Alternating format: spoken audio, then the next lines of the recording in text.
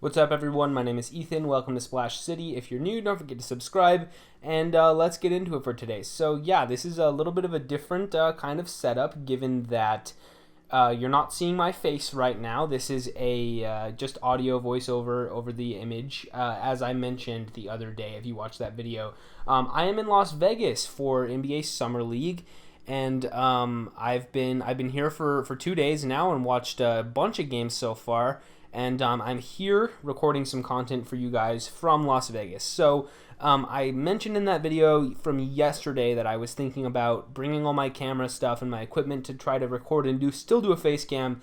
And turns out I'm kind of dumb because I left the SD card for the camera at home as well as batteries for the camera because I packed really quickly and didn't think about what I needed to bring. So somebody is meeting me down here later this week, and I might have them bring me that stuff, but might not. Haven't decided yet. So for right now, it's just going to be audio over a still image. So that's what we're working with. It is a little bit easier on me to record using that, so that's fine. And we're just gonna talk about Summer League, what has happened the first couple of days, and I'll give updates periodically this week. I might have some videos about some different topics, but for now, we're just gonna be talking about Summer League and what's gone on through the first 2 days of action. Every team has played so far, I believe. There's a couple teams that I haven't caught just because it's there's 2 games going on at the same time, and it's kind of hard to see everybody. But I'm definitely planning on watching every team at some point this week for sure.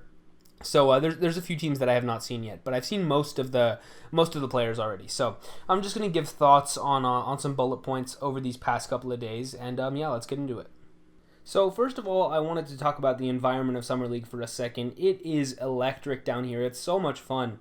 Just not only seeing all these players play, and it's great seats too. It's general admission, so there's no like reserved seating. I mean, like the first couple of rows are kind of reserved for VIP and stuff like that. But you can sit really, really close to the court. Whether you're in the big arena, that's kind of like with the the lower and the upper bowl. That's kind of the typical NBA arena. There's also another one kind of off to the side that has it's more of a high school gym type feel where there's just seats on either side of the arena, none in the behind each basket. There's only ones on either side.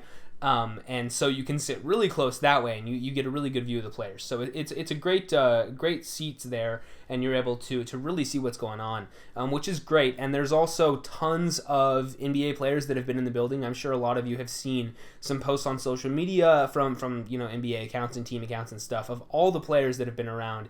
And I kind of wanted to do I've taken a lot of pictures, and I'll probably put those up on a TikTok video, maybe a compilation of all the players that I've seen. So that might be up there. Players, coaches, I've seen a ton of different people, ton of different NBA people, which has been super exciting.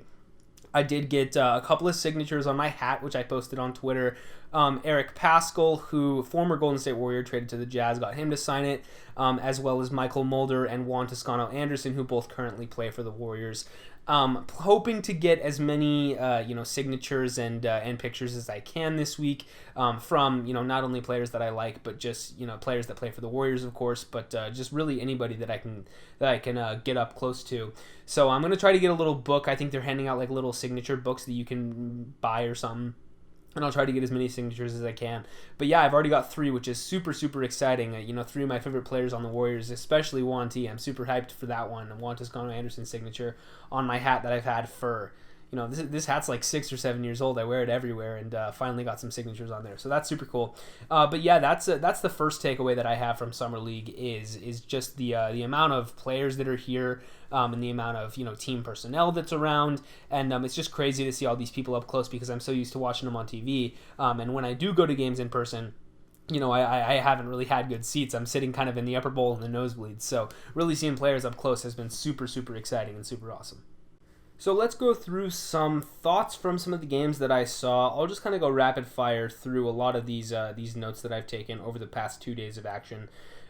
First game on Sunday was Celtics and Hawks. What I took away from that one, I thought Jalen Johnson looked pretty good. He had, I think, 20 and 10. I got the box score up here. Jalen Johnson, 20 and 10 exactly, 8 for 12 from the floor. I thought he looked pretty nice.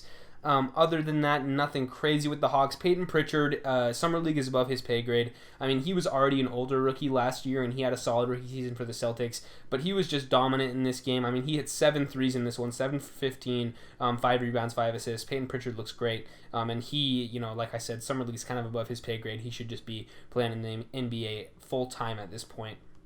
Romeo Langford hit a game-winning shot from the corner. He took it a little bit early, but it went in, and that gave him the win. So Celtics win by 2. That was a pretty close game. Raptors, I only watched the first half because I hopped over to the Celtics game after that, but Malachi Flynn was great. Similar to Peyton Pritchard, Malachi Flynn is kind of above the Summer League at this point. He's better than a lot of guys that are playing this week. So thought he was really good. Obi Toppin had a nice game for the Knicks, 24 points on 10 for 21 shooting to go along with 8 rebounds. Emmanuel Quickley was not great. The Knicks have played twice. They played yesterday and on Sunday, or yesterday and today, excuse me. And Quickley only had 15 points in their first game, but today, this morning, he had like 30. So Quickley's been kind of up and down. He's definitely not afraid to shoot, I'll tell you that. And Deuce McBride, I thought was pretty solid.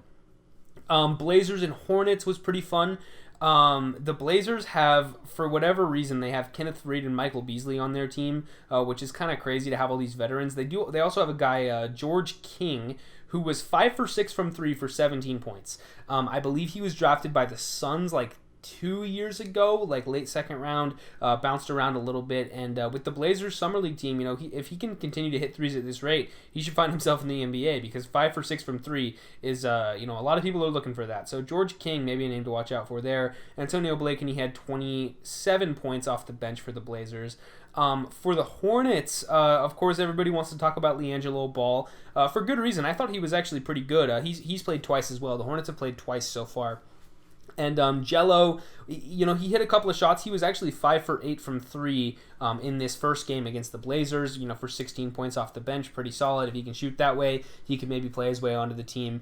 And, of course, all the fans are chanting, "We want Jello," every time he sits for, like, more than 3 minutes. So, I almost feel bad for him because he's just trying to play and trying to make a name for himself, and try to make a team somewhere. And all the fans are kind of just going crazy for him all the time. I mean, I don't know. If I was him, I wouldn't want all that attention, but maybe he likes it. I have no idea. So yeah, Jello was pretty good. James Bouknight had a nice game in his first Summer League action. Kai Jones had that crazy dunk. Unfortunately, I missed that one. I was in the other game at the time that one went down, but that one was crazy on social media. Rockets and Cavs. Rockets win that one. Jalen Green was awesome, of course. Evan Mobley, I wasn't super impressed by. Had a couple of flashes on defense, but didn't really play super well in my opinion overall. Isaac Okoro, I thought, had a nice game for the Cavs. And yeah, Jalen Green, like I said, he was great. Alperen Şengün was also pretty awesome. Josh Christopher kind of shot poorly, but I thought he did pretty well in some of the other areas of the game. That's about all I have on that one. Didn't watch much of Nuggets Heat. I was kind of watching Thunder Pistons, and then I left a little bit early that one. So didn't watch much of Nuggets and Heat. I'll catch Denver again tomorrow. Hopefully Bones Highland plays. Thunder and the Pistons. Of course, Cade Cunningham was the story. He was not amazing. After he hit a couple of threes in the first few minutes of this one, but after that he didn't do much. Only 5 for 17 for him. Had a couple of nice passes, I thought, but overall a pretty underwhelming debut from Cade Cunningham. I'm expecting him to be better. We're not going to overreact to one game, of course, but I was not super impressed with him. But obviously, we're gonna wait and see on Cade, and I'm sure he'll be all right. Unfortunately, Josh Giddey left just a couple minutes in, and I actually missed the first couple of minutes of this game because I was grabbing some dinner. So I didn't get to see Giddey at all because he played the first 5 minutes and then exited after an ankle injury. So unfortunately, didn't see much of Josh Giddey. Hopefully that ankle thing is not bad, and he's able to play at some point later this week. Maybe not in the Thunder's next game, but maybe in a couple of days. At some point again in Summer League. I hope that doesn't rule him out for the whole time because I was excited to see Josh Giddey. Other than him, Jeremiah Robinson Earl, he looks NBA ready. Guy out of Villanova, of course, that makes sense. Teo Maledon, had 15 points, 11 assists. He had a nice game. And Aaron Wiggins, I was actually impressed by as well. Aaron Wiggins was, chipped in 13 points off the bench. Oscar Da Silva, I thought, also was pretty solid. Lakers and Suns, I did not watch much of. I was pretty tired. I had, I had been out the previous night, and so didn't watch much of Lakers Suns because I went back to my hotel room early. So I caught these two teams. I caught a little bit of the Suns and Jazz game tonight. Lakers, I'll have to catch them again the next time that they play.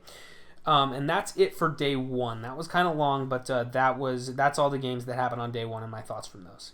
And that's going to be the end of this video because I ran way long. I talked for a long time about day two. So I'm going to split this one into two parts. This is going to be you're going to see two videos out today from day one of Summer League as well as day two of Summer League. I guess I might just do these every night this week. Haven't exactly decided yet, but yeah, I already talked about all the day two games, and that video will be up, probably in just a couple hours after you're seeing this. So that's going to be it for day one of Summer League. Like I said at the top of the video, if you're new, don't forget to subscribe, leave a like, ring the bell if you want to, leave a comment letting me know what you guys think about NBA Summer League so far. What have you liked? What have you not liked? Who are you looking out for? Who do you most want me to go watch? I'll do a scouting report on leave a player in the comments and I'll go make sure and check them out and see what I think about their game. So give me the most obscure players on Summer League possible, please, and I'll go check them out. But anyway, I think that's all I have on the Summer League, so I will see you guys in the next one.